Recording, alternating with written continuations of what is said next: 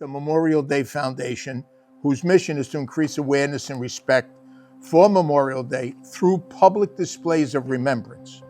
The original Memorial Day, started by General John Logan, who was the head of the Grand Army of the Republic, a Union veterans organization after the Civil War, was to go about the grave sites of Union soldiers and place flowers there to remember them. And the interesting thing is, you have to go back to 1868 and the late 1800s. You know, cemeteries were not like they are today. Today, a cemetery is in a far-off place and it's gated and everything else. Most cemeteries in small towns were someplace where you walk past it. So by putting flowers on the graves for Memorial Day, as the people walked around their town, they realized that there was some significance to the day. That was the day to remember the soldiers who gave their life in the Civil War.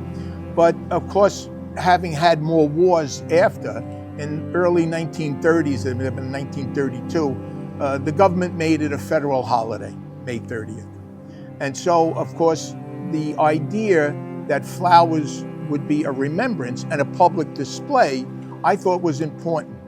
And so we put together a bouquet of flowers that we did. It had to be red for the blood of the soldiers.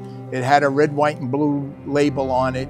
And we asked for donations for this, where the person could write out a card to somebody dedicated to a family member or a loved one who had served in the military, whether they were someone who had returned or someone who had not. And we would take this to the National War Memorials in Washington, D.C. And so in 2005, we took our first, I think we had 500 of these bouquets that somebody donated for. But over a couple of years, we donated 5,000 of these. And we brought 5,000 of them down to Washington, D.C.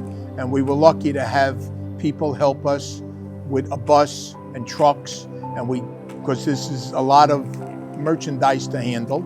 And we did. The downside to Washington, D.C. became security.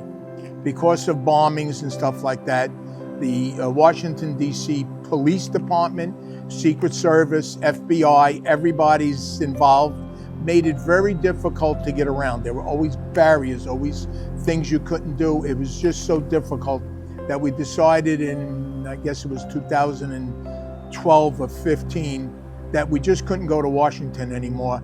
It was just too much to get around Washington and actually deliver these flowers to the nation's war memorials. So we came back to New York City and we delivered these to the New York City 5 large war memorials: Vietnam, World War I, World War II, Korea, and the Horse Soldier Memorial to honor those who served in Afghanistan and Iraq.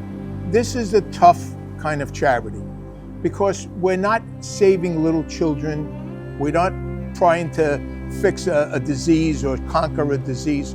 What we're doing here is we're doing remembrance. It's very important. This country wouldn't be what it is today if it wasn't for the sacrifices of our soldiers and our men and women from the Revolutionary War up till today. This is the foundation that made America, right?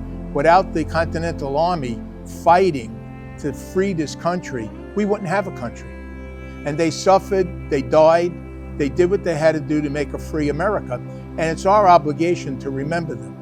So I think it's very important that we continue to advocate for respect and admiration for Memorial Day and for its main purpose.